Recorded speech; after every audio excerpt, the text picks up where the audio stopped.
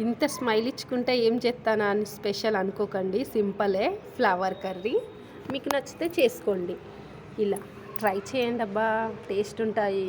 Flower ఆల్రెడీగా నేను వేడి నీళ్ళల్లో కడుక్కున్నాను.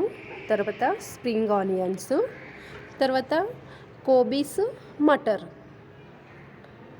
ఇక మరీ తెలుగు పదాలు ఎనుకలాడుకునే వాళ్ళు వస్తుంది నాకు.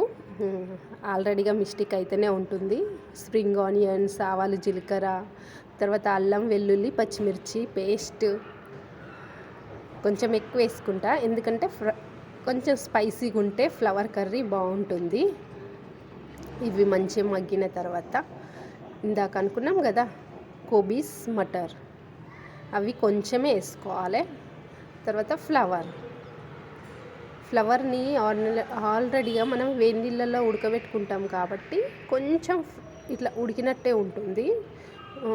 తర్వాత కొంచెం వాటర్ కూడా అలా ఉంటుంది కాబట్టి ఆ వాటర్ అంతా పోయేదానిక మనం ఫ్రై చేసుకోవాలి.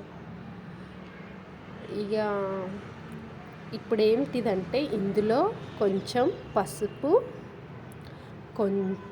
పసుపు తగినంత ఉప్పు వేసుకొని మిక్స్ చేసుకోండి. అంతే, సింపుల్. ఇప్పుడు మొత్తం ఫ్రై అయ్యేదాకా మూత పెట్టుకోకుండా ఫ్రై చేసుకోవాలి. ఇక మా పిల్లలకి బోర్ కొట్టనిదంటే చపాతి. ఒక్కరోజు కూడా మా మమ్మీకి సెలవు ఇద్దాము, పాపం వద్దంటాము అని ఎప్పుడు జాలి దయానే ఉండదు.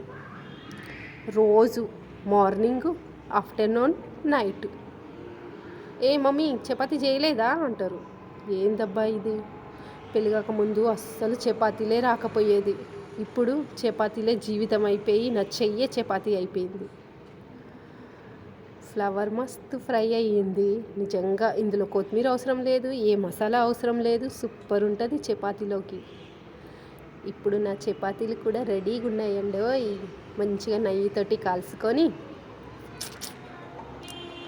టేస్ట్ కూడా అదిరిపోతుంది. వీడియో కనుక నచ్చితే ప్లీజ్ ఒక లైక్ ఇవ్వండి, ఓకేనా? Thank you.